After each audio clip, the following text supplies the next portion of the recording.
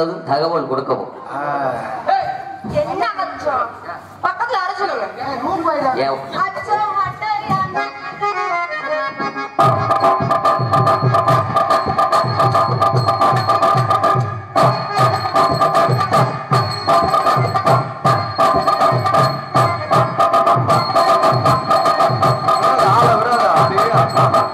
சும்மா குளிருக்கு கூட கண்டுக்குங்க. பக்கத்துல வர சொல்லுங்க மச்சான். அச்சோ மட்டை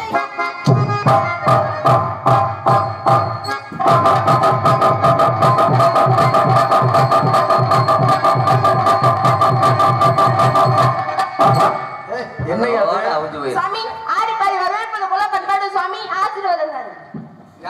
இதாங்க யாரு ஒன்னாளுங்கிற என்ன காட்டி ஏறி இருக்க செவனன் பாத்துக்க ஏன் செலவு காசு கொடுக்காம போவீங்க? அருமையான ஆட்டம். சிவன் ஆடியது கொடுவட்டி ஆட்டம், சக்தி ஆடியது பாண்டரங்க ஆட்டம், கண்ணன் ஆடியது அள்ளி தொகுதி ஆட்டம், முருகன் ஆடியது துடி ஆட்டம். இப்படி பலவிதமான ஆட்டங்கள் நான் பாத்திருக்கேன். இப்ப நீங்க ஆடுனீங்கல்ல, இது என்ன ஆட்டம்? இது அபிநயத்துடன் கூடிய ஆட்டம். எந்த ஆட்டம் வேணாலும் ஆடுங்க, பித்தளை ஆட்டம் மட்டும் ஆடிடாதீங்க. இன்னைக்கு ஆட மாட்டேன். ஆட மாட்டீங்களா? ஆட தெரியாதுல, அந்த ஆட்டம் ஆடக்கூடாது. ஆமா சரியா? சரி, அதெல்லாம் ஒரு பரமாக இருக்கட்டும். அடுத்து உள்ள இருக்கிறது யாரு? என் தங்கச்சி பேரு வள்ளி. வள்ளியா? ஐய வந்திருக்கு வந்திருக்கு. பேரு வள்ளி. பேரு வந்து வள்ளி. வள்ளி. சரி, அதெல்லாம் ஒரு பரமாக இருக்கட்டும். ஏன்னா காலத்தையும் நேரத்தையும் அனுசரித்து செல்ல வேண்டும் அப்படிங்கிறதுனால கூப்பிடுறீங்களா? கூப்பிடுதா? யார் உங்க பிள்ளை? உங்களுடைய மனைவி வரப்போவா? எங்க பொருத்தத்தை பாருங்க. யார் பொண்டாட்டி? என் பொண்டாட்டித்தேன். காலையில 6 மணிக்கு மேல புருஷனுக்கு பொண்டாட்டி. இப்ப எனக்கு சரி, பெண்களை பார்க்கின்ற பொழுது எனக்கு எப்படி இருக்கு தெரியுமா? எப்படி தெரியுமா? எப்படி அடிவாடி யோசவத்த புள்ள, அடிவாடி யோசவத்த புள்ள, அடிவாடி யோசவத்த புள்ள, ரெண்டு நாளாக ஒரு கவலை, அடியடி பாடப்பள்ளி நீ வந்த பாடப்பள்ளி உன் பதில சொல்லிட்டு போய், அடியடி பாடப்பள்ளி நீ வந்த பாடப்பள்ளி உன் பதில சொல்லிட்டு போய், அடிவாடி வாடி வாடி யோசவத்த புள்ள.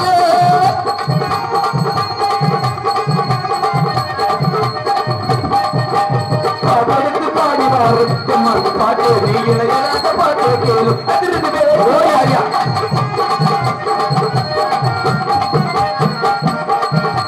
பாட்டு பாடி வாரே தம்மாங்க பாட்டு நீ இளையராஜ பாட்டு கேளு அதிர்ந்து வேட்டு ஒன்று விடையாறு எனக்கு ஒன்று கிடவாடி உனக்கு கருத்தி மூட்டு புள்ளே அது சுத்த சில பாட்டு இந்த உலக உள்ள வரைக்கும் நீ என்னோட ஒட்டி வாழ வாடி அடிவாடி அடிவாடி வாடி வாடி வாடி ரெண்டு நாளாக உறக்க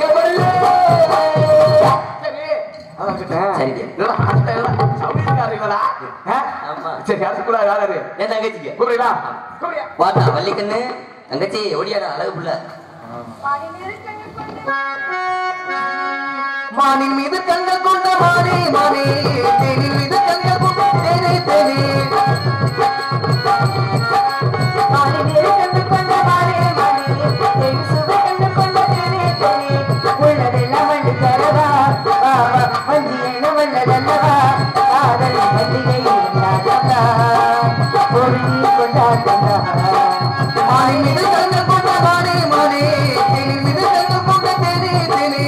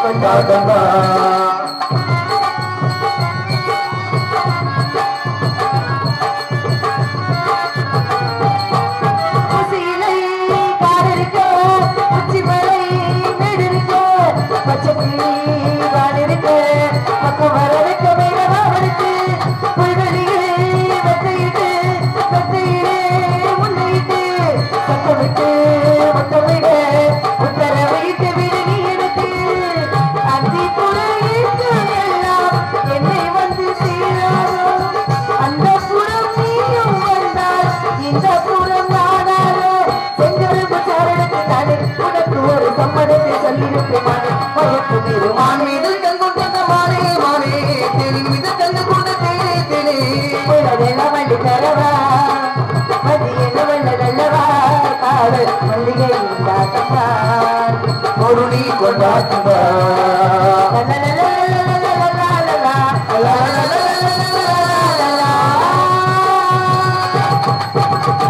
தங்கச்சி அண்ணா ஒரு ஆண்டு காலம் நல்லபடியா இருக்கு அண்ணா அழைத்ததன் காரணம் நம்ம எடுத்துக்கு வேலவத்துல இருந்து கொஞ்சம் இப்படி ஒரு மாதிரியா இருக்கு அப்படியே என்னது நாரத மனுஷன் வந்திருக்காங்க ஒரு மாதிரியா இருக்கிறான்னு ஆரம்பத்திலே பயமுறுத்தி என்னவா தப்பிக்க முடியல எவ்வளவு மாறுபட்டேன்னு தெரியும் அதாவது வில்லங்க மறந்தா பரவாயில்ல அதுக்கெல்லாம் நான் பயப்பட மாட்டேன் என்ன அந்த ஒரு மாதிரிங்கிற பத்தியா அங்கதான் கொஞ்சம் சங்கடமா இருக்கு இருந்தாலும் தங்கச்சி மேல எனக்கு நம்பிக்கை இருக்கு ஆமா தங்கச்சி வந்து நிறைய சொல்லி கொடுத்து வளர்த்துருக்கோம்ல தான் ஆமா ஆமா அந்த தைரியத்துல நாரத மனுஷன் வந்திருக்காரு கூப்பிடுட்டா கூப்பிடுங்க நீ வாங்க சுவாமி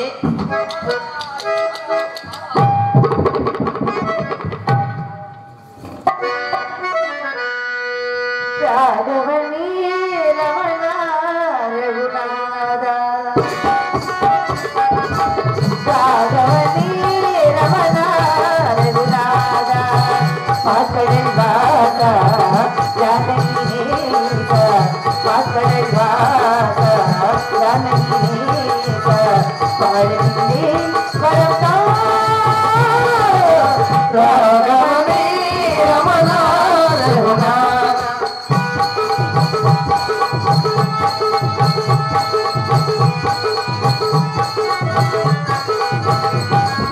கல்லான பெண் கூட முன்னாலே பெண்ணாகி எழுந்தாலே மண்ணிலே கல்லான பெண் கூட முன்னாலே பெண்ணாகி எழுந்தாலே மண்ணிலே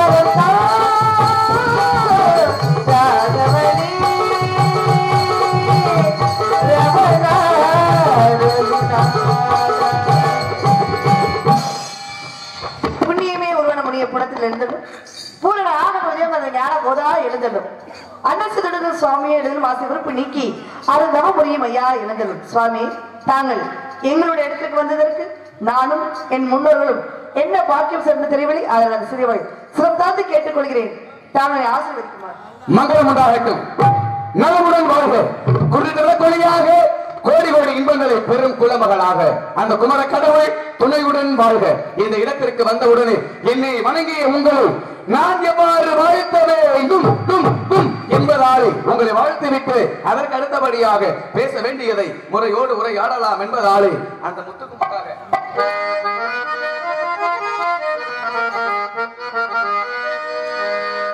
பெண்மணி நீ வாழ்க வேடுவர் கண்மணியே வாழ்க உங்கள் குழு தெய்வம் முருகனின் அருளுடன் வாழ்க நல்லோர்களின் சொல்லி வெந்திட நாயகி நீ வாழ்க பெண்மணி நீ வாழ்க கண்மணியே வாழ்க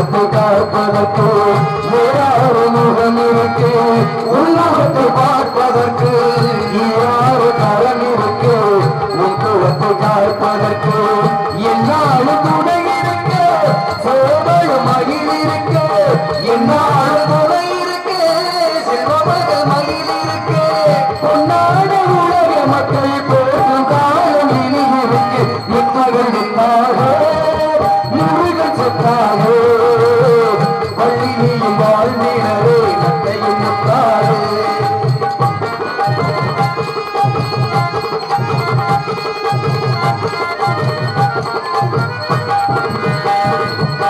அன்னை தந்தை துணை இருந்தும் ஆறுதலாய் பாடுகிறது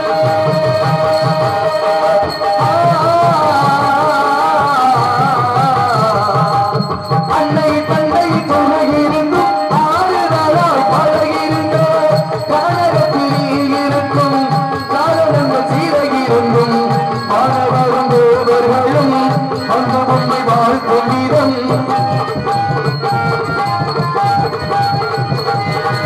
பாவரும் தேவர்களும் அந்த உண்மை வாழ்க்கும் வீரம் 7 மணி தங்கவேல அருள் நிறைவாக நிறைந்திருக்கும் கண்மணி வாழ்க மனுமராக உங்கள் குலதெய்வம் முருகனின் அருளுடன் வாழ்க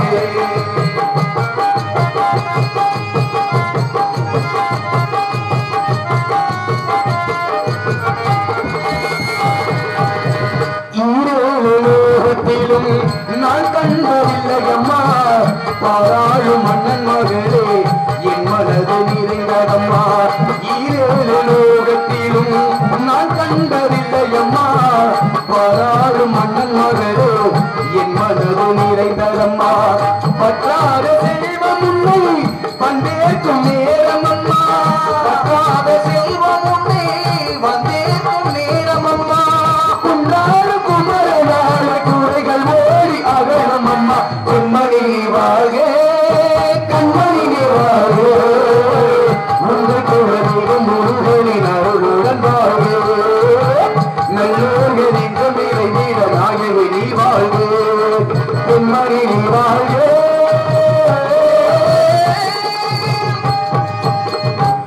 நன்றி நன்றி நன்றி நன்றி உப்பில்லா கூலிக்காலும் உண்பதே அமிர்தமாக மகத்தில்லாத முப்பழமோடு பால் அன்ன முகந்து கட்டத்திட்டு மாறாயின் கப்பிய பசையோடு கடுபசையாகும் தானே என்ற கவிக்கு இணங்க நீங்க யாரு இங்க இருந்து இங்க வந்திருக்கீங்க எதற்காக வந்திருக்கீங்க அப்படிங்கிற உங்களை பற்றி சகல விவரங்களுமே எனக்கு தெரியும் அப்படி தெரிஞ்சிருந்தாலும் முதலாக உங்களுடைய நாட்டின் பெயரை தெரிய வேண்டும் அப்படிங்கிறதுனாலே அந்த வண்டு கண்டில் மொழி மாலே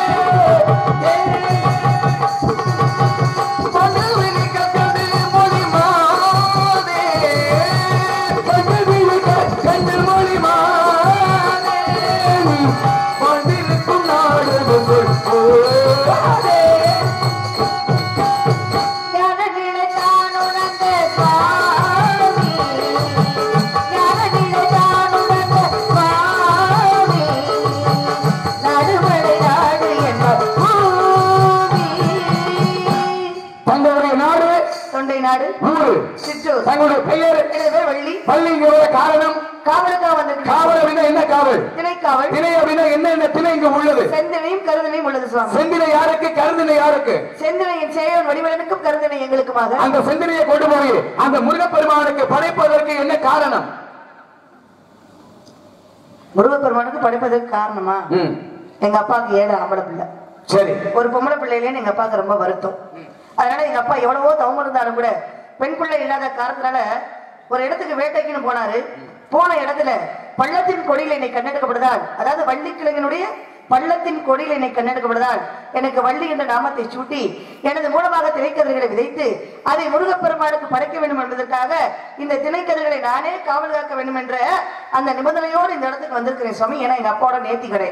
சரிமா, அப்பா சொல்ல கேட்டு இந்த இடத்துக்கு வந்திருக்கேன் அப்படின்னு சொன்னீங்கல்ல, கையில வச்சிருக்கீங்க, அதுக்கு பெயர் கவன். கவன் அப்படின்னா எதற்காக? பறவைகளை ஓட்டுவதற்காக. பறவைகளை ஓட்டுவதற்காக. சரி, பறவை இங்க எதற்காக வருது? பறவைகளாக கூடியது இரையை தேடி வரக்கூடியது. சரி, இரையை தேடி வரக்கூடிய பறவைகளை விரட்டுவது தவறு இல்லையா? சாமி பறவையே நான் விரட்ட கிடையாது முதலே சொல்லிட்டேன். விரட்டினா எனக்கு இங்க வேலை கிடையாது. ஏன்னா கல்லால் அடிக்காது சொல்லால் அடிக்க வேண்டும் என்று எங்க அப்பா என்னை சொல்லி அனுப்பியிருக்கிறார். எந்தவித ஜீவராசிகளுக்கும் எந்தவித துன்பமும் ஏற்படுத்தாமல் பறவைகளுக்கு உணவு கொடுக்கும் விதமாக நீ கவனிலே தேனும் திணைமா பிசைந்த உருண்டைகளை வைத்து அது பறவைகளுக்கு உணவு கொடுக்கும் விதமாக இந்த காவலை காக்கும்படியாக எங்க அப்பா சொன்னாரு.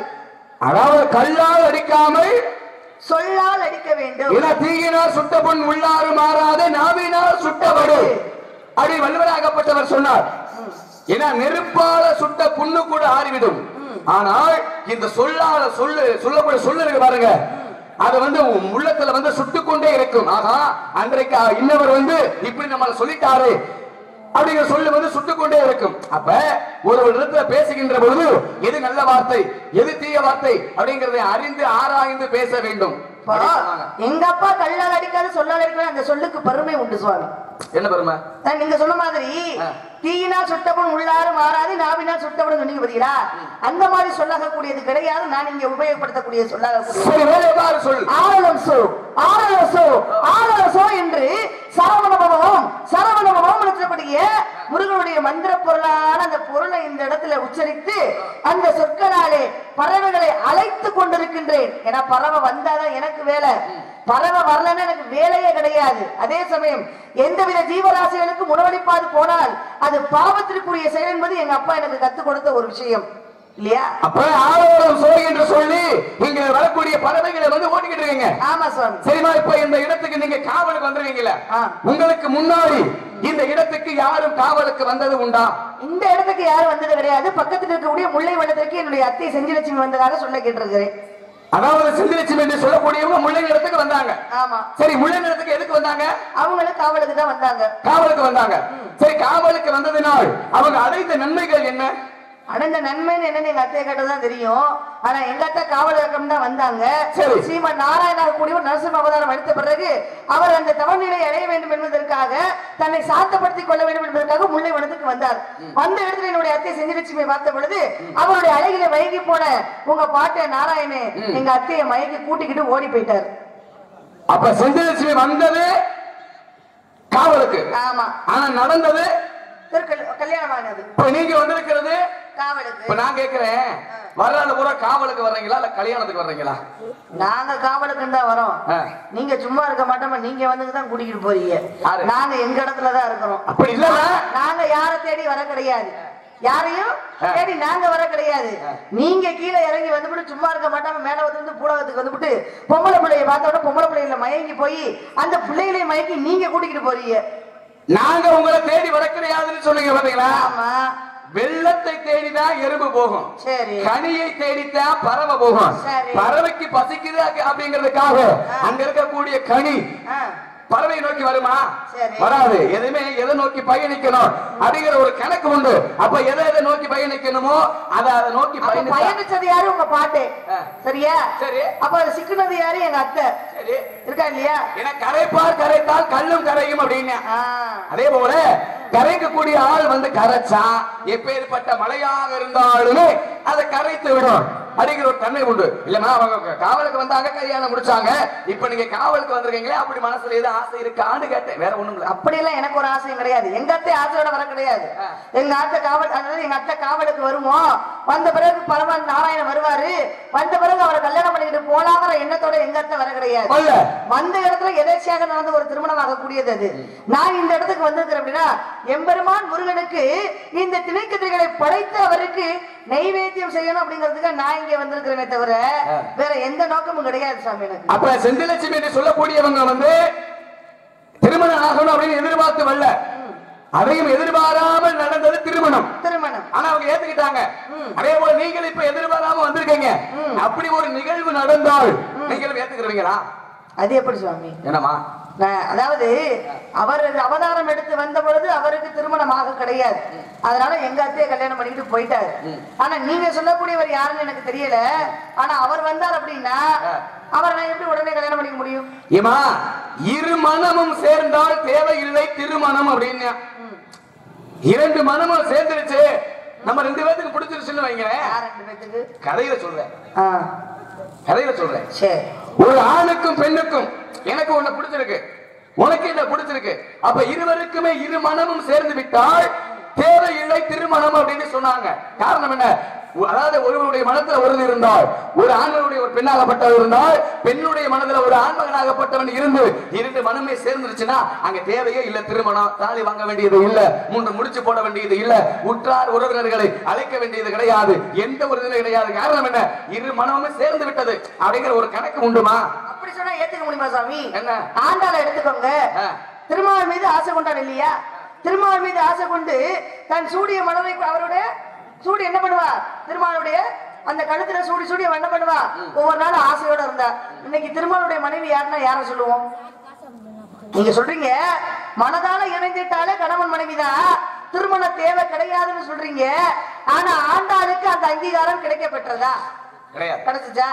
இல்ல இல்லையா? அப்ப எப்படி சாத்தியமாகும்? திருமாங்கல்யம் ஒரு பெண்ணு கழுத்துல விழுந்தாதான் அது சாத்தியமாகுமே தவிர மனசுக்குள்ள மட்டும் இருந்தா அது வெளி உலகத்துக்கு தெரியுமா? ஒரு பெண்ணாகப்பட்டவர் ஒரு ஆண் மகனை மனதில் வச்சுட்டான்னு வைங்க, அவன் கூட சேர்ந்து வாழணும்னு அவசியம் கிடையாது. அதான் சொல்லுவாங்க, கழுத்துல தாலி கட்டி கூட வாழ்றவே புருஷன் கிடையாது. அந்த பெண்ணினுடைய மனசுல எவன் வாழ்றானோ அவன் தான் புருஷன். புரியுதா உங்களுக்கு? அது நான் ஒத்துக்கிறேன் சுவாமி. ஆனா நீங்க சொல்லியது போல இருமணம் ஒத்து வரும். நீங்க இந்த இடத்துல ஒரு பெண்ணு மட்டும் மனசுல நினைச்சா அது பிரயோஜனம் கிடையாது. அவ புருஷன் நினைச்சு அவ வாழ்ந்துட்டு போயிருவான். கண்டிப்பா. அதே போல இப்ப அதாவது ஆண்டாள் திருமணத்தை பத்தி பேசுனீங்களா? அதாவது ஒரு ஆணுக்கு பெண்ணுக்கும் நடக்கக்கூடிய திருமணங்களை பற்றி பேசணும்னா நிறைய பேசிக்கொண்டே இருக்கலாம். ஏன்னா மதுரை என்று சொன்னாலே எல்லோருக்குமே நினைவு வருவது என்ன? அன்னை மீனாட்சி அம்மன். மதுரை என்று சொன்னாலே மீனாட்சி அம்மன், மீனாட்சி அம்மன் கோவில், இதுதான் எல்லோருக்கும் முதல் நினைவு வரும். ஆண்டாளுடைய கல்யாணத்தை பத்தி பேசுனீங்கல்ல, மீனாட்சி திருக்கல்யாணம் ஆமா அப்படின்னு சொல்றோம்ல. மீனாட்சிக்கு யாருக்கு கல்யாணம் நடந்துச்சு? மீனாட்சிக்கு சொக்கநாதருக்கு நடந்துச்சு.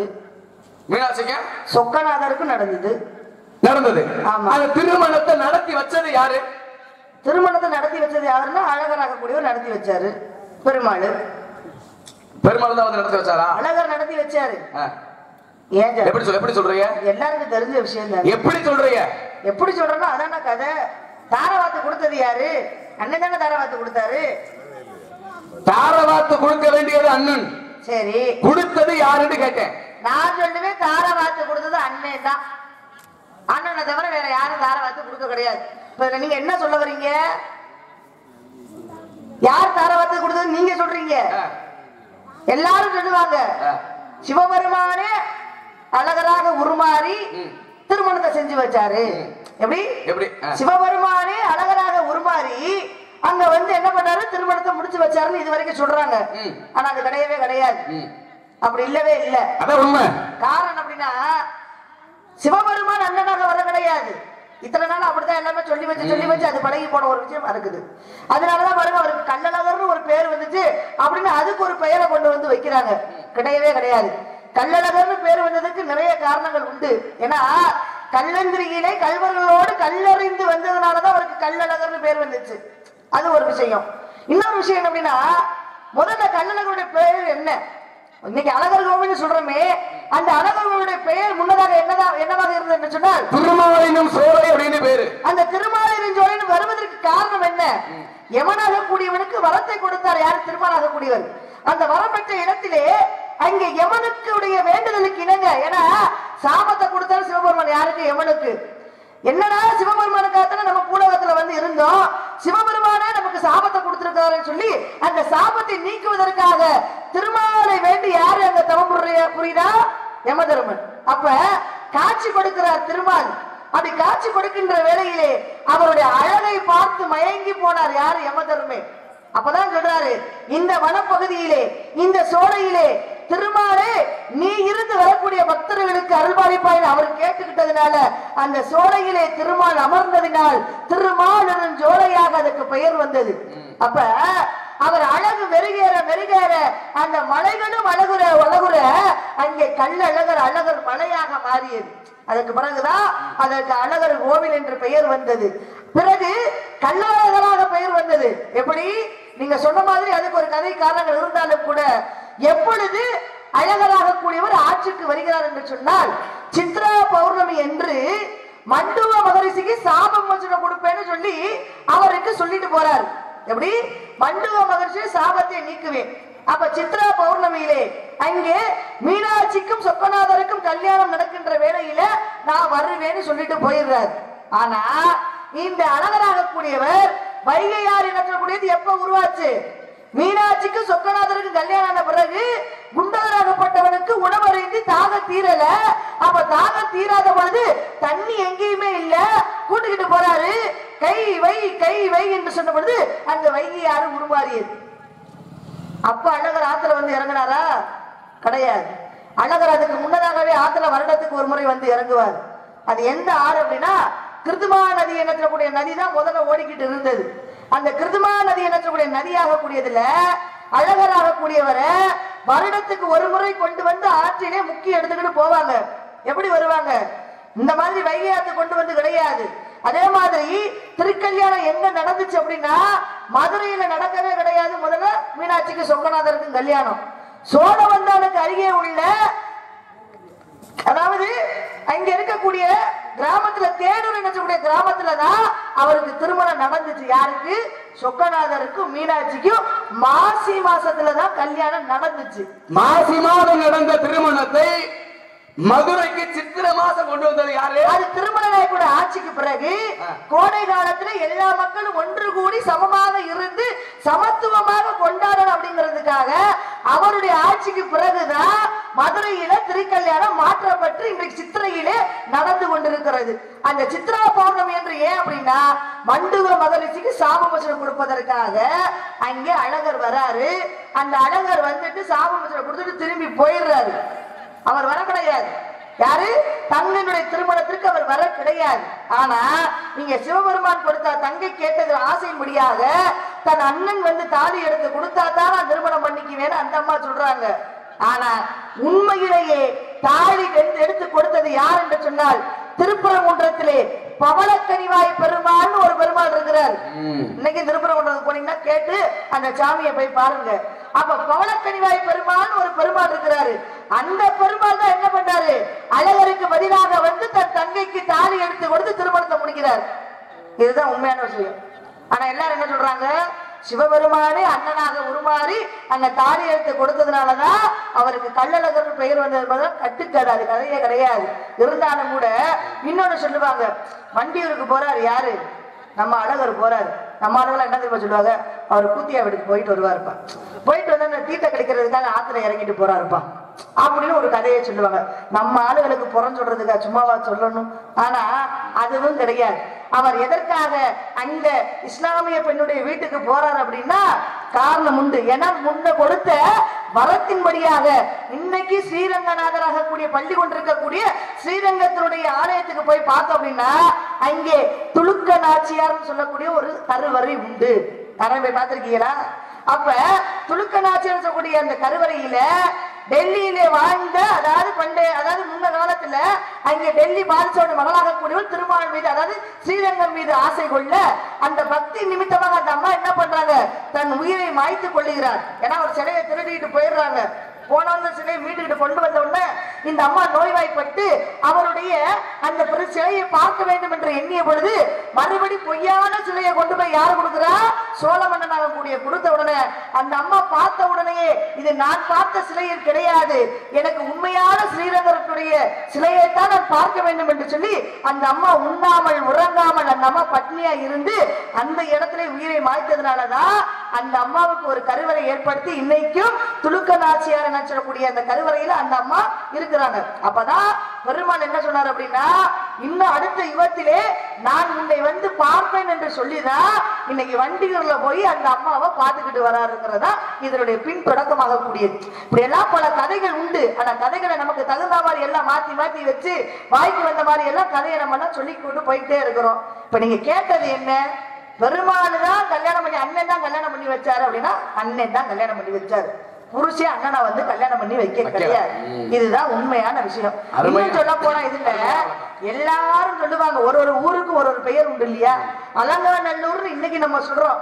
ஜல்லிக்கட்டுக்கு பெயர் போனது அலங்காநல்லூர்ங்கிறது இன்னைக்கு வந்தது. ஆனா உண்மையிலேயே அலங்கார நல்லூராகத்தான் அதனுடைய பெயர் இருந்தது. ஏன் அலங்கார நல்லூராக இருந்தது? அங்கே சோழவந்தானிலிருந்து அவருடைய திருமணை தன்னன்று அலங்காரம் செய்தார்கள் பெருமாளுக்கு. அந்த ஊர்ல வச்சுதான் அலங்காரம் செய்வாங்க. அலங்காரம் செஞ்சு பெருமாளை கொண்டுகிட்டு போவாங்க. அதனால அதுக்கு அலங்கார நல்லூர்னு பெயர் வந்தது. இன்னைக்கு வண்டியூர்னு சொல்றோம், அது பேர் வண்டியூரே கிடையாது, மண்டுகூர் தான் அதனுடைய பெயர் இருந்தது. ஏன்னா மண்டுக மகரிஷிக்கு சாபம் வச்சனம் கொடுத்த இடம் அந்த வண்டியூர் என்ன சொல்ற இன்னைக்கு இருக்கக்கூடிய இடம் அது மண்டுயூராக இருந்தது. அது நாள் மருவி என்ன ஆயிருச்சு, அது வண்டியூரா மாறி போயிருச்சு. இப்படி எல்லாம் நிறைய விஷயங்கள் அதை உள்ள அடங்கி இருக்கு. ஆனா எனக்கு தெரிய வேண்டிய ஒரு விஷயம் என்ன தெரியுமா, எத்தனையோ கருப்பசாமி எல்லாம் இருக்குது. கருப்பசாமியில எத்தனை விதமான கருப்பசாமிகள் இருந்தாலும் கூட அந்த 18ஆம் படி கருப்புன்னு சொன்னாலே அதுக்கு ஒரு சக்தி இருக்கு, இருக்கா இல்லையா? அந்த 18ஆம் படி கருப்பு எங்க இருந்து வந்தார்? அந்த கருப்பு முதல்ல என்ன கருப்பா இருந்தார்? 18ஆம் படி கருப்புங்கிறது இங்க வந்ததுக்கு அப்புறம் தான். ஆனா வர்றதுக்கு முன்னாடி ஒரு வேற ஒரு கருப்பனா தான் இங்க வராரு. அவர் எந்த கருப்பனா இங்க வராரு, யாருக்காக இங்க வந்தாரு, எதனால 18ஆம் படி கருப்பா இன்னைக்கு பெயர் பெற்று இந்த இடத்துல எல்லாருக்கும் அவரு அருள் படிச்சுட்டு இருக்கிறார். அருமையான வழக்கம் கேட்டதற்கு சரியான பதில சொல்லுங்க. என சார்பாக பாராட்டுக்கள், வாழ்த்துக்கள், வாழ்க வளர்க. ஏன்னா மதுரைக்கு இல்லாத பெருமை மற்ற எந்த ஒரு மண்ணுக்கு கிடையாது. ஏன்னா மதுரைக்கு அவ்வளவு பெருமைகள் உண்டு. அழகராகப்பட்டவர் திருமாவளவன் சோலை அழகர் கோவில் இருந்து மதுரைக்கு வர்றாரு. அந்த அழகர் வந்து ஆத்துல இறங்குறாரு அப்படின்னு சொல்றான். அழகர் ஆத்துல இறங்குவாரா அப்படின்னா இறங்க மாட்டாரு. படியில நின்று எழுந்தருளுதல். அழகருடைய சிலை வைகாத்து தண்ணீர படுமானா படாது. பட்டா என்ன ஆகும்? அந்த அழகருடைய சிலை தங்கம், அந்த தங்கம் கருத்து போயிடும். அந்த தங்கத்துக்கு என்ன பேரு அப்படின்னா அபரஞ்சி தங்கம்னு பேரு. தங்கம்னா நம்ம வாங்கி கழுத்துல சொல்றோமே, இந்த தங்கம் கிடையாது. அந்த தங்கத்துக்கு பேரு அபரஞ்சி தங்கம்னு பேரு. அந்த தங்கம் உலகத்துல 2 இடத்துலதான் இருக்கு.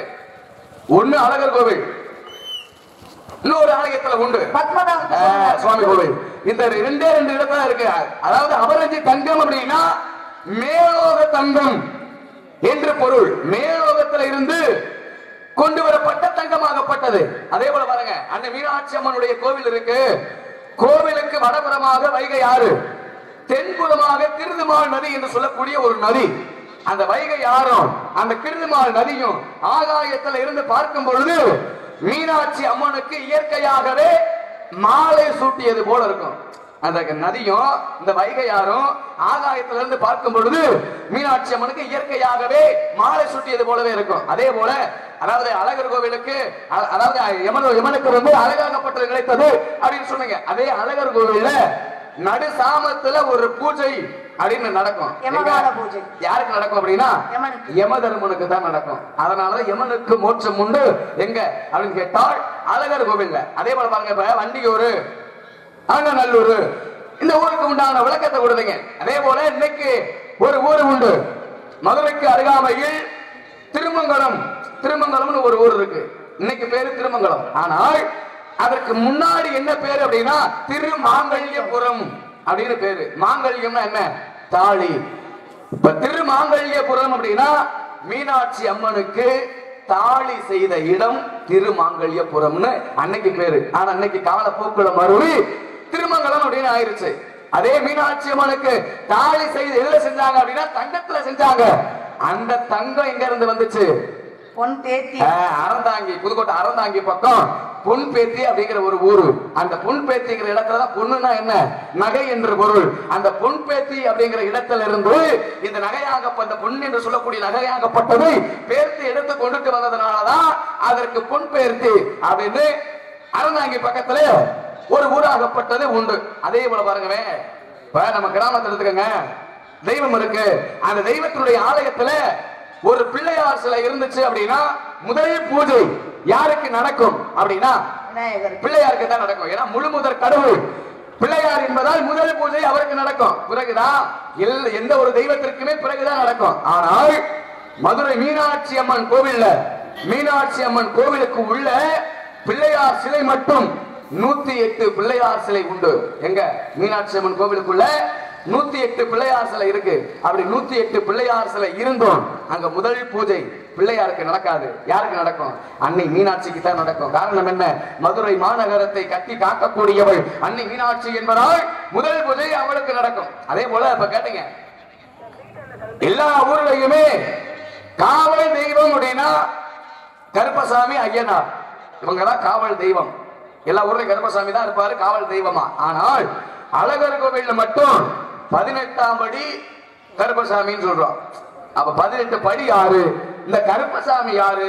கருப்பசாமி எதற்காக அழகர் கோவிலுக்கு வந்தாரு அப்படின்னு கேட்டால் சில காரணம் உண்டு. இப்பதான் சொன்னேன், அழகர் சிலை எதால வடிக்கப்பட்டதுன்னா எங்குமே இல்லாத அபரஞ்சி தங்கத்தால் வடிக்கப்பட்டது. அந்த அபரஞ்சி தங்கத்தால் வடிக்கப்பட்ட அழகர் சிலையை திருடுவதற்கு ஒரு கூட்டம் இருந்துச்சு. சிலைய திருடுவதற்கு, ஏன்னா அந்த தங்கம் எங்கேயும் கிடையாது. அப்ப இந்த சிலையை நம்ம எப்படியாவது தூக்கிட்டு போயிடணும். அது எத்தனையோ கூட்டம் இருந்தது. அந்த அழகர் சிலையை தூக்க விடாமல் பாதுகாப்புக்காகத்தான் கருப்பசாமி வந்தாரு. வரும் பொழுது வெறும் கருப்பசாமியார் காவல் தெய்வம் கருப்பசாமியார் தான் வந்தாரு. அப்படி வந்து மலையாளத்து கருப்பா வந்தாரு. மலையாள கருப்பா வந்து நம்ம அழகர் கோவில குடிகொண்டாரு. குடிகொண்ட பிறகு அப்பதான் அழகர் சொல்றாரு, உங்களுக்கு நான் காவலுக்காக வந்திருக்கேன், என்னுடைய அனுமதி இல்லாமல் நீங்க வெளியில போக கூடாது. இன்னைக்கும் பாருங்க, அழகர் வெளியில வரும் பொழுது கருப்பசாமி கிட்ட உத்தரவு வாங்கிட்டு தான் அழகர் வெளியில வர முடியும். காரணம், அன்றைக்கு சொன்ன வாக்கு, காவலுக்கு வந்திருக்கேன், என்னுடைய அனுமதி இல்லாமல் நீங்க வெளியில வரக்கூடாது அப்படின்னு சொன்னதுனால அப்ப இன்னைக்குமே உத்தரவு வாங்கிட்டு தான் வெளியில வருவாரு. அப்ப கருப்பசாமி காவல் தெய்வமா வந்து இருக்காரு அழகர் கோவில்ல. அப்ப இந்த 18 படியாகப்பட்டது எப்படி ஏற்பட்டது அப்படின்னா, அதாவது ஒரு சில நூல்ல என்ன வருவாங்கன்னா 18 பேருமே யாரு அப்படின்னா, அந்த 18 பேருமே அழகருடைய சிலையை திருடுவதற்காக வந்தவங்க. அழகர் சிலையை திருடுவதற்காக வந்தவங்க எங்க அப்படின்னா கேரளா பகுதியில இருந்து வந்தாங்க. அழகருடைய சிலையை திருடுவதற்கு, கேரளா என்று சொன்னாலே பில்லி சூனியம் வசியம் இதெல்லாம் செய்யக்கூடியது அந்த நாட்டில் தான் அதிகமா நடக்கும். அப்ப இங்க வந்து எப்படியாவது வசியம் செஞ்சு அழகருடைய சிலை, இந்த சிலையை வந்து நம்ம நாட்டுக்கு தூக்கிட்டு போயிடணும் அப்படின்னு சொல்லி அங்க இருந்து வந்தாங்க. அப்படி வரக்கூடிய அந்த 18 பெண்களையுமே வந்து அழகராகப்பட்டவர் பார்த்தாரு. பார்த்து கேட்டாரு, நீங்க யாரு அப்படின்னு. அவங்க வந்து எந்த ஒரு ஒளிவு மறைவும் இல்லாமல் எதுக்கு வந்தோம் அப்படிங்கறத சொல்லிட்டாங்க. நாங்க யாரு அப்படின்னா அழகருடைய சிலையை திருடுவதற்காக நாங்க வந்திருக்கோம் அப்படி கருப்பசாமி கிட்டே சொல்றாங்க. அவத்த கருப்பசாமி சொல்றாரு, அந்த சிலைக்கு காவலுக்கு தான் நான் இருக்கேன், என்கிட்டயே வந்து சிலையை திருட வந்திருக்கோம் அப்படின்னு சொல்லி, எவ்வளவு தைரியமா நீ சொல்றையே அப்படின்னு சொல்லி அந்த 18 பெண்களையுமே என்ன செய்தார் அப்படின்னா கொல்லவில்லை. கொல்லாமல், ஏன்னா கொன்று விட்டால் மறுபடியும் பிறப்ப, அதே போல விட்டுட்டாலும் மறுபடியும் எங்கேயாவது திருடுவ, அதனால என்னுடைய கண் பார்வையிலேயே நீ இருக்கணும் அப்படின்னு நினைச்சு என்ன பண்ணாரு, அந்த 18 திருடர்களையுமே தன் காலடியில போட்டு மிதிச்சுக்கிட்டாரு. காலடியில போட்டு மிதிச்சுக்கிட்டாரு. அப்படி காலடியில போட்டு மிதிச்சுக்கிட்டு மறுபடியும் அந்த 18 திருடர்களை வந்து 18 படியாக அமைத்தார். அதாவது உங்களுக்கு திருடதுக்காக வந்தீங்க, ஆனாலும் என்னால உங்களுக்கு மோட்சம் கிடைக்கணும் அப்படின்னு சொல்லி அந்த 18 திருடர்களையுமே 18 படியாக அமைத்தார். யாரு அப்படின்னா அழகாகப்பட்டவர். அப்ப அதுக்கு முன்னாடி வெறும் காவல் தெய்வம் கருப்பசாமியாகத்தான் இருந்தாரு. அப்ப திருடர்களுக்கு வந்து அப்படி காலில் போட்டு மிதிச்சு 18 படியாக அமைத்ததனால் 18ஆம் படி கருப்பசாமி அப்படிங்கிற ஒரு பெயராகப்பட்டது. பிறகு நிகழ்வு ஏற்பட்டது. இன்னைக்கு பாருங்க, அழகர் வெளியில வரும்பொழுது கருப்பசாமி கிட்ட உத்தரவு வாங்கிட்டு தான், ஏன்னா அழகருடைய ஆடை ஆவணங்கள் அனைத்தவர்களுடைய அனைத்து விதமான எல்லா விதமான விஷயங்களையும் உண்டு. அந்த திறவுகோல் ஆகக்கூடியது யாருக்கிட்ட ஒப்படைக்கப்படும் அப்படின்னா 18ஆம் படி கருப்பனுடைய படிக்கட்டுல தான் வைப்பாங்க. எப்படி எல்லா விதமான பொருளுடைய அந்த திறவுகோலை யாருக்கிட்ட ஒப்படைப்பாங்க அப்படின்னா அதை பாதுகாக்கக்கூடியது கருப்பணசாமி, அவர் தான் பாதுகாப்பார். அதனால திறவுகோலை கோவிலெல்லாம் பூட்டி என்ன பண்ணுவாங்க அப்படின்னா கருப்பணசாமியுடைய அந்த படிக்கட்டுல வச்சுட்டு போயிருவாங்க. ஆனா இன்னைக்கு அப்படி வைக்க முடியாது, ஏன்னா இன்னைக்கு கலிகாலம். அதனால உள்ள இருக்கிறவங்களே திருடும் போது வெளியில இருக்கிறவங்க திருட மாட்டாங்களா அப்படிங்கிற ரீதியாக இன்னைக்கு அந்த இது நடக்குதா என்னங்கிறது தெரியல. அதே மாதிரி காசியினுடைய திறவுகோல் எங்க இருக்குன்னு பாத்தீங்கன்னா காலபைரவருடைய காலடியில வச்சுட்டு போயிருவாங்க. இப்படி இந்த ரெண்டுக்கு அந்த பெருமை இருக்கு. அப்ப கேரளாவிலிருந்து அந்த நம்பூதிரிகளுக்கு துணையா வந்ததுதான் யாரு, மலையாள கருப்பு. அவங்களுக்கு துணையா வந்த அந்த மலையாள கருப்பு அழகருடைய அந்த அழகுல மயங்கி நான் இதுக்கு துணை புரிய மாட்டேன்னு அவருக்கே காவல் தெய்வமா நின்னுட்டாரு. ஆமா, தனக்கே காவல் தெய்வமா நின்று மலையாளத்து கருப்ப பெருமை கொடுக்கும் விதமாக இனி வரக்கூடிய பக்தர்களுக்கு பாதுகாப்பா இருன்னு அழகர் அவருக்கு அங்கே அருள்வாளிக்கும்படியாக 18ஆம் படி கருப்பு நட்சத்திர பெருமையை கொடுத்தார். அதே போல ஆரம்பத்துல ஒரு விஷயம் சொன்னீங்க, அதாவது அழகாகப்பட்டவர் துலுக்கநாச்சி என்று சொல்லக்கூடிய ஒரு பெண்ணாகப்பட்டவருடைய வீட்டுக்கு போறாரு, அதாவது தீட்டை கழிப்பதற்காக அப்படிங்கிற ஒண்ணு சொன்னீங்க. நீங்க தான் சொன்னீங்க. அது வந்து துலுக்கநாச்சியார்னு சொல்லக்கூடியவங்க அந்த டெல்லி பாதுஷாவும் சிலையை திருடிக்கிட்டு போறாங்க. அந்த இடத்துல அந்த பெண்ணாக கூடியவள் அவர் மீது அந்த பற்று பக்தி கொண்டு நான் அவரோடு இருக்க வேண்டும் ஆசைப்பட்டாங்க. ஆனா அது முடியாம போயிட்டு, அதனால வர யுகத்துல நான் உன்னை வந்து பார்ப்பேன் என்று சொன்னாரு. அந்த வாக்கின்படியாக அவர் இப்ப அழகர் ஆத்துல இறங்கும் பொழுது வந்து பார்த்துக்கிட்டு போறாரு. ஒரு பெண்ணாகப்பட்டவை மாதத்தில் 30 நாட்களுமே கோவிலுக்குள்ள போக முடியுமா? முடியாது. என்ன காரணம்னா, அதாவது தீட்டுன்னு சொல்லுவாங்க. தீட்டு அப்படிங்கிறது எங்க இருக்கு? ஏன்னா ஒவ்வொரு, அதாவது 10 மாசத்து தீட்டு அடங்கினாதான் ஒரு கரு ஒரு குழந்தை உருவாகுது.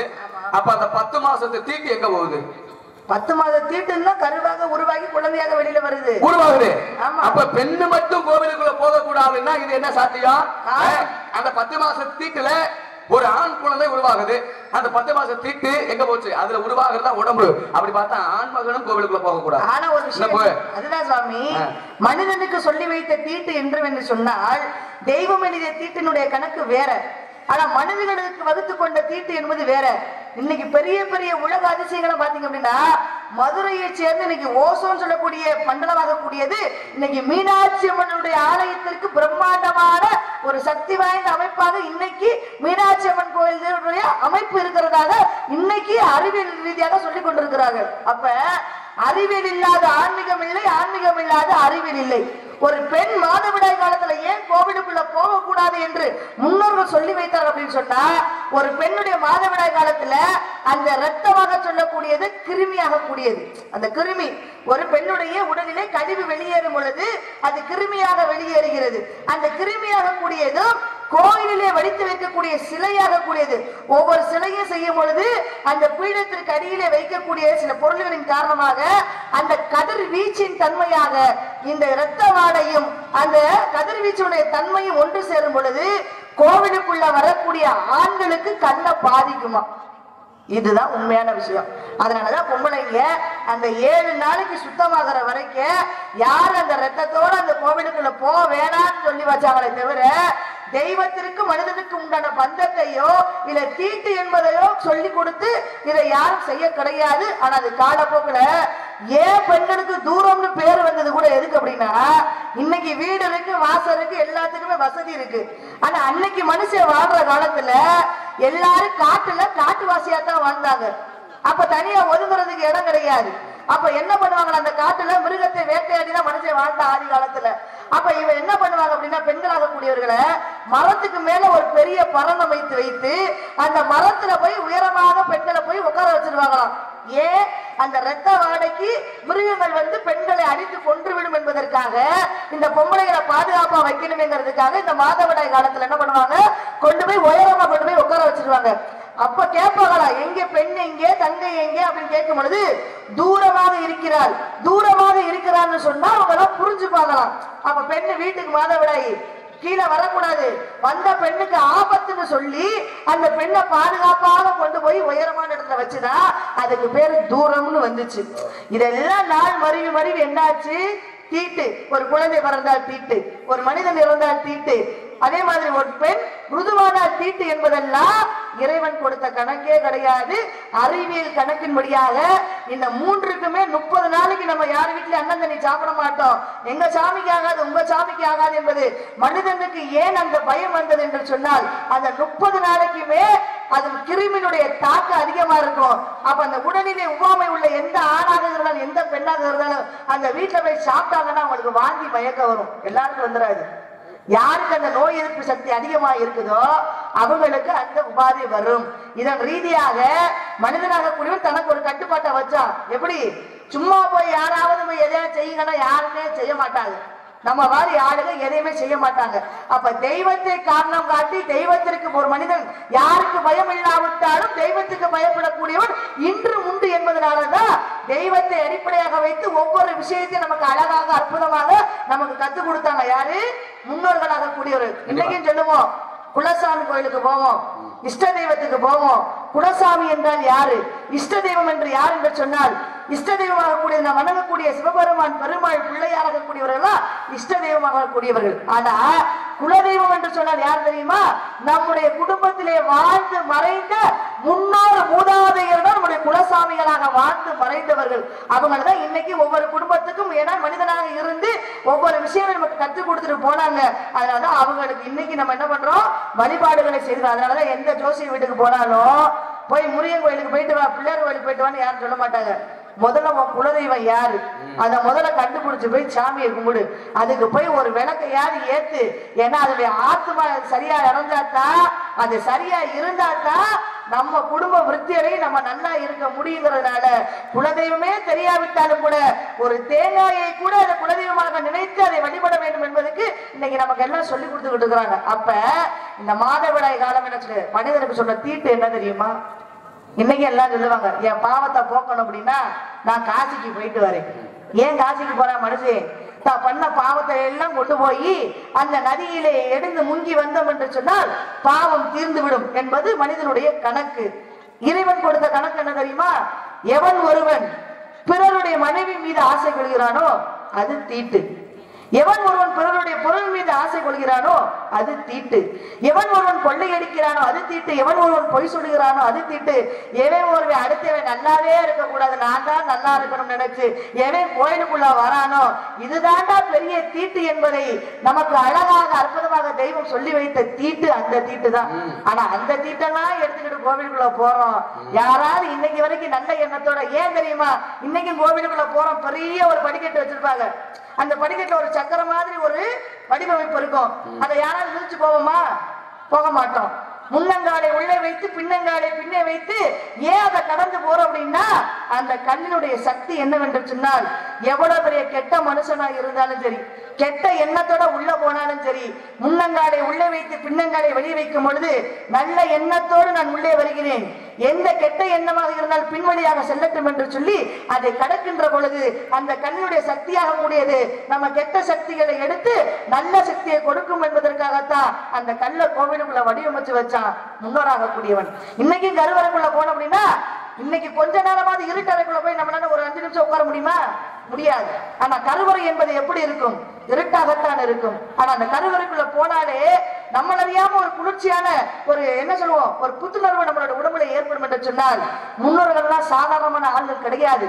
நம்முடைய எல்லா விதமான கெட்ட சக்திகளும் அழிவதற்காக ஒரு கிட்ட அதிகமாக பணம் இருக்கும் அப்படின்னு ஒருவன் ஆணவத்தோடு இருந்தான். காரணம் என்ன?